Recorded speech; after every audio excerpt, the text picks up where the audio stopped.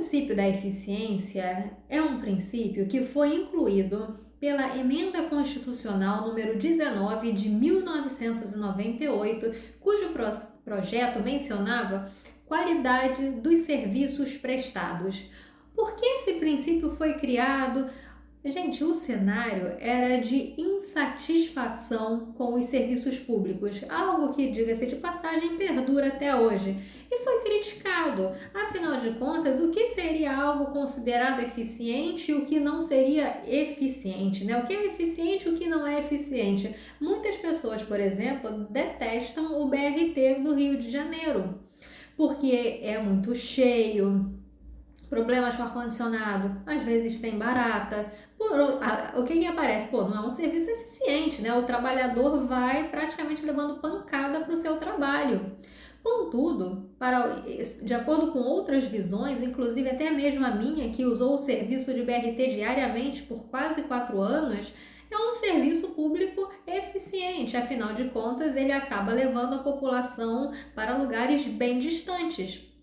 E nesse caso, perceba que a eficiência é algo que vai nortear a conduta do administrador público na condução da sua administração. Isso é eficiência. A eficiência, então, vai ser o modo de agir do administrador público na administração da coisa pública.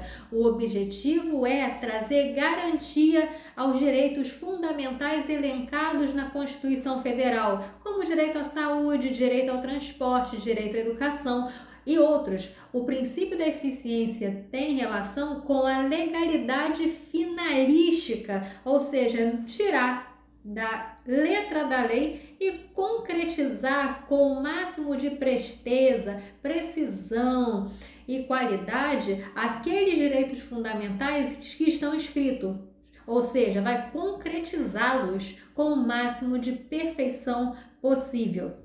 Isso tem relação com algo que chamamos de direito a uma boa administração pública. A administração pública, para ser boa, não basta apenas observar a legalidade, também tem que observar a eficiência, o quão eficaz é aquela administração. Contudo, não se pode se sobrepor ao princípio da legalidade.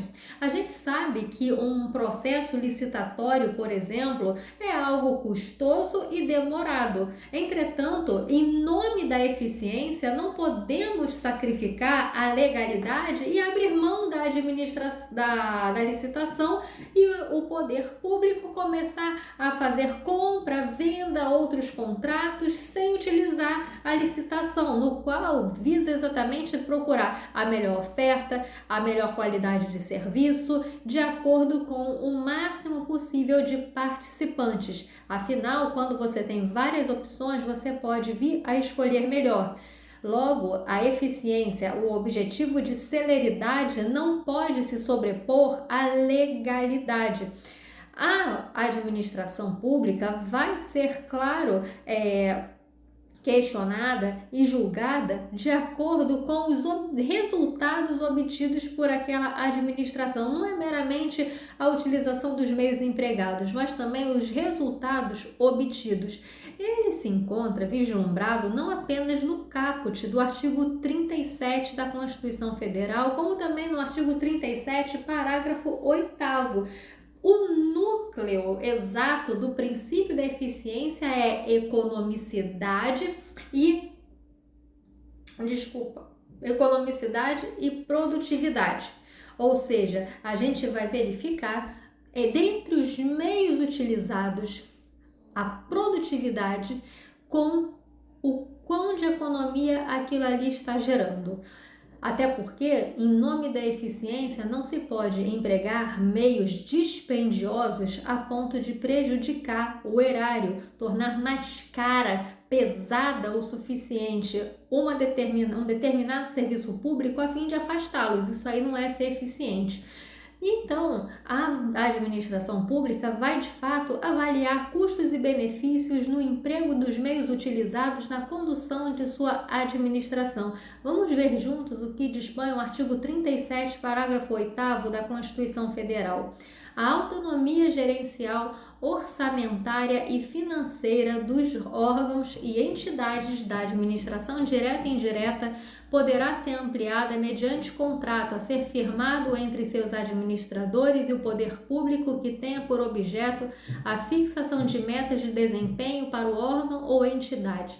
Gente, o objetivo aqui é evidentemente substituir a administração pública burocrática por uma administração pública mais gerencial, a qual permite contratos de gestão, contratos que coloquem, que tenham como cláusulas alcances de metas. Ou seja, quando você coloca metas a serem alcançadas, você não simplesmente faz um contrato com determinados objetivos sem exatamente a fixação de um prazo. Quando você coloca metas, você acaba impondo o quê?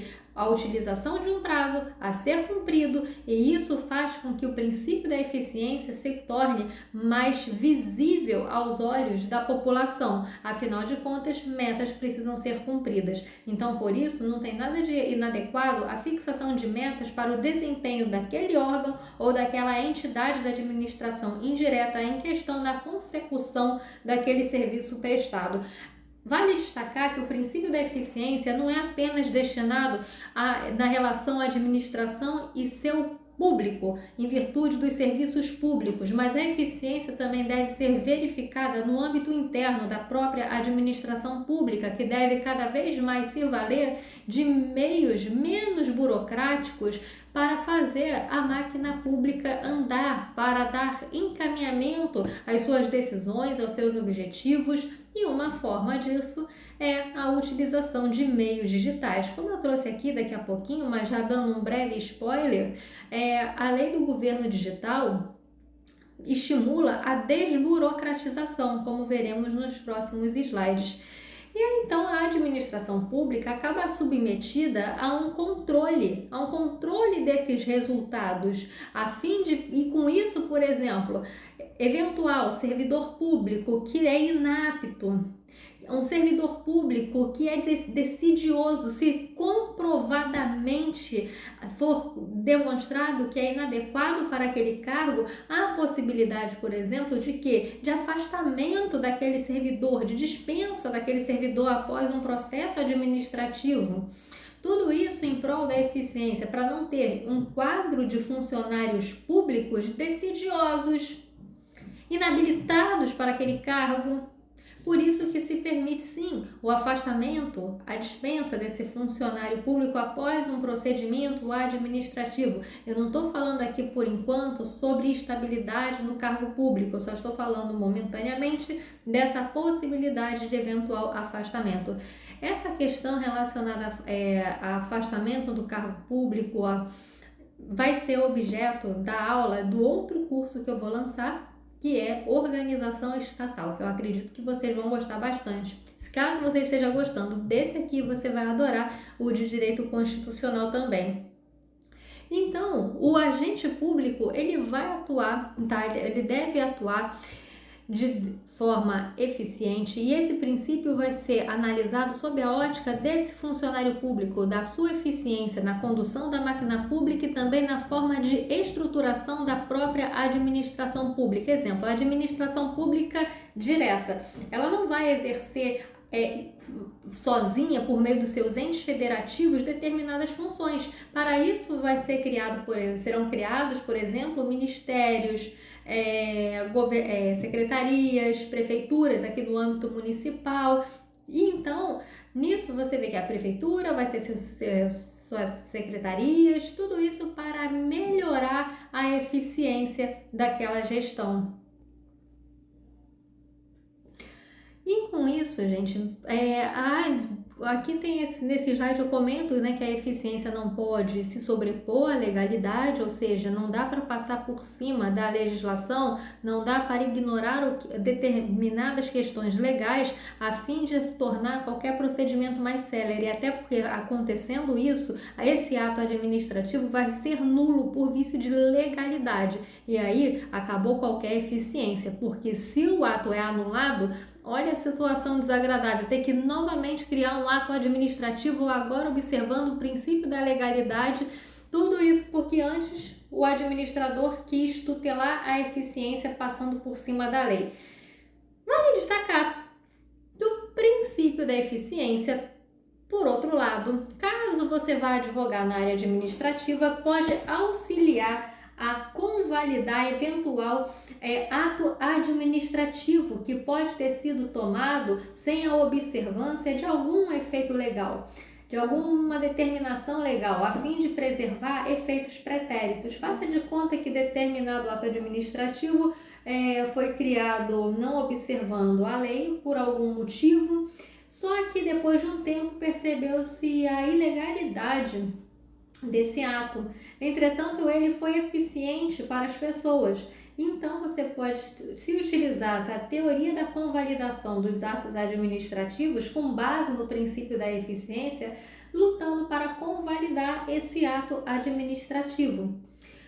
Vale destacar aqui do artigo 39, parágrafo 2º da Constituição, que estabelece: a União, os Estados e o Distrito Federal manterão escolas de governo para a formação e aperfeiçoamento de servidores públicos, constituindo-se a participação nos cursos como um dos requisitos para a promoção na carreira, facultada para isso a elaboração de convênios ou contratos entre os entes federados. Pessoal, os servidores públicos devem fazer determinados cursos e se eles não fizerem os cursos determinados, eles vão ser impedidos de passar pela promoção, de serem promovidos em suas respectivas carreiras. Ou seja, tudo isso para garantir um servidor público mais eficiente para a população. E para tal, é bem possível que haja um convênio, um contrato de convênio entre a administração pública e eventual universidade, por exemplo, para a celebração desse tipo de curso. E, por fim, aqui nesse caso, o princípio da eficiência estabelece que haja uma certa celeridade na tramitação de processos, tanto processos judiciais como processos administrativos. Aquele processo que está correndo há anos e não se encerra está violando o princípio da eficiência administrativa. A Lei do Governo Digital é essa aqui, número 14.129 de 2021, que você pode verificar clicando nesse link que vai ficar disponível para vocês. Essa parte escrita, fica disponível para vocês nesses módulos.